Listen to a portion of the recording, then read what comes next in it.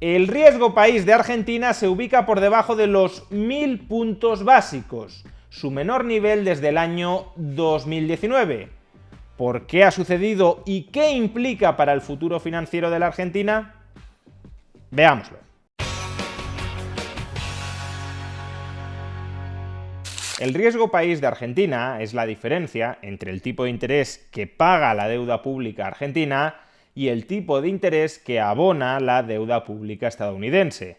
Si suponemos que la deuda pública estadounidense es un activo libre de riesgos de contraparte, entonces todo el exceso de coste financiero, de coste de financiación de la deuda pública argentina en relación con la deuda pública estadounidense será un exceso de coste de financiación de tipo de interés imputable al específico riesgo de contraparte, al específico riesgo de impago del Estado argentino. Antes de que Javier Milei llegara a la presidencia de la República, el riesgo país de Argentina rondaba los 2.600 puntos básicos. Esto significa que la deuda pública argentina estaba pagando unos tipos de interés 26 puntos porcentuales más que la deuda pública estadounidense. Si el tipo de interés de la deuda pública estadounidense a 10 años rondaba el 4%, Argentina, para colocar deuda pública a 10 años en dólares, tenía que pagar un tipo de interés del 30%. Y estos tipos de interés obviamente son del todo punto insostenibles. Imaginemos un país cuya deuda pública equivale al 100% del PIB, unas cifras que no se alejan demasiado de la realidad argentina. Pues bien, si ese país tuviese que refinanciar su deuda pública a unos tipos de interés del 30%, a medio plazo, conforme fuera venciendo la deuda, ese país tendría que destinar solo a hacer frente al coste financiero de su deuda el 30% de su PIB. Y el 30% del PIB es más o menos lo que hoy le cuesta a la Argentina todo su sector público. Por consiguiente, es bastante obvio que con estas cifras el Estado argentino se encaminaba sí o sí a la suspensión de pagos. De hecho, los muy altos tipos de interés y la muy alta inflación son dos síntomas del mismo problema. Y el problema de fondo es la insolvencia estatal, porque todo Estado tiene dos formas de impagar su deuda.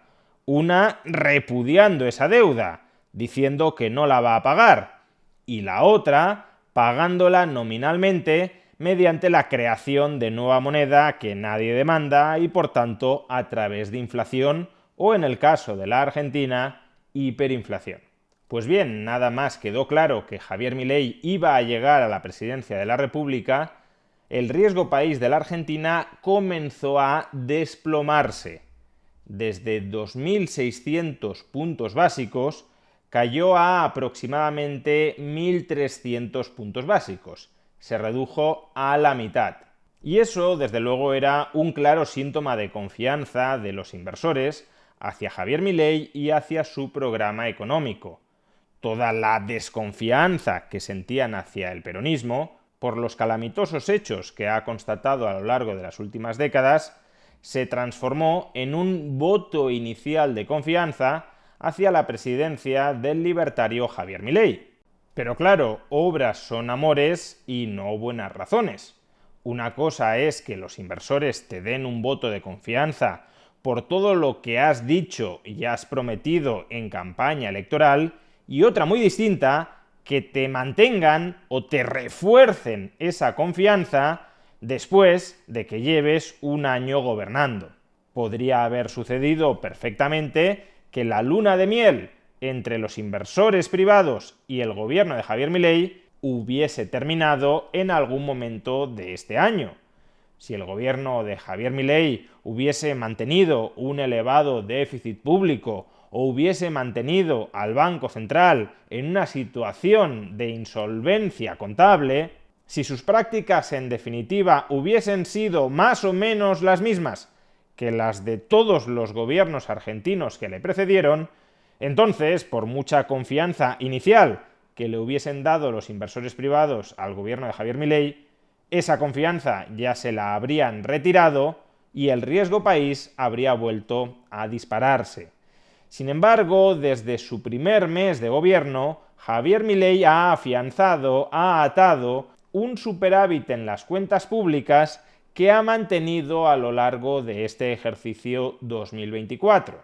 No solo eso, Javier Milei también ha reestructurado profundamente el balance del Banco Central para sacarlo de su situación de insolvencia, eliminando por tanto las fuentes de emisión endógena de moneda que contribuían a depreciarla, y también está llevando a cabo un ambicioso programa reformista, liberalizador de la economía argentina para que ésta vuelva a crecer y tenga músculo para hacer frente a sus obligaciones. Y todo esto los mercados lo han terminado apreciando y valorando y lo han recompensado con un riesgo país que ha seguido cayendo durante las últimas semanas hasta perforar la marca de los 1000 puntos básicos. En estos momentos, de hecho, y como podéis observar en este gráfico, el riesgo país se ubica ya en 850 puntos básicos. Se trata de la marca más reducida desde el año 2019, es decir, justo desde antes en que se confirmara que el peronismo iba a volver al poder, cosa que sucedió en las PASO de agosto de 2019, cuando el peronismo de Alberto Fernández y Cristina Fernández de Kirchner ganó abrumadoramente. A partir de ese momento el riesgo país volvió a dispararse y no ha bajado de los 1000 puntos básicos hasta la presidencia de Javier Milei.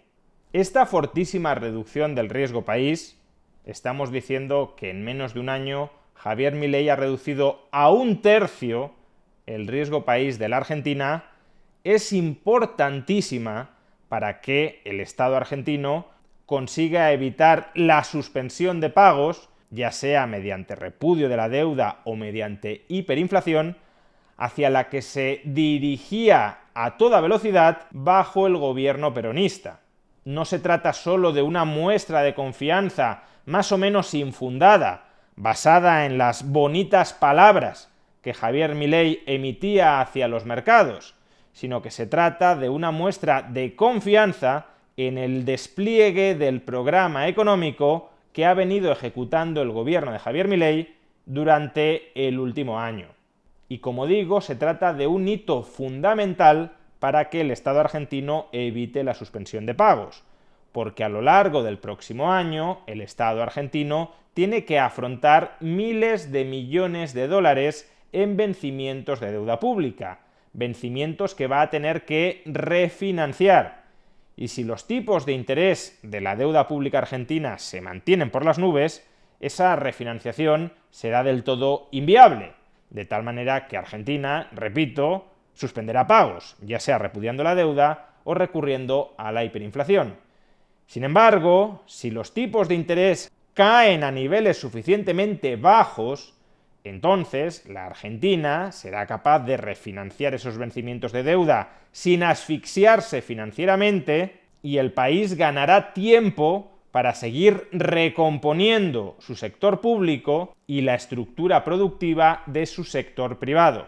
Todavía es pronto para echar las campanas al vuelo, porque los actuales niveles de riesgo país siguen siendo demasiado elevados para refinanciar la deuda pública. Sin embargo, cada vez el Estado argentino está más cerca de lograr financiación a tipos de interés que sí pueda soportar financieramente, tipos de interés con un riesgo país de 600 o incluso de 700 puntos básicos.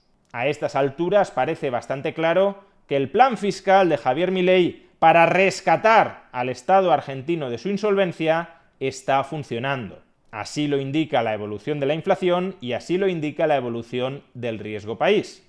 Ahora solo falta que pueda perseverar en él sin que la casta política argentina, que lleva décadas viviendo a costa de parasitar a la ciudadanía argentina mediante el déficit público y la inflación insoportable que ese déficit público generaba, sin que la casta política argentina intente hacer descabalgar a Javier Milei, precisamente porque van viendo que sus exorbitantes privilegios parasitarios vía inflación pueden terminar llegando a su fin. El camino es el correcto y solo queda que nadie fuerce a Javier Milei a desviarse de ese camino.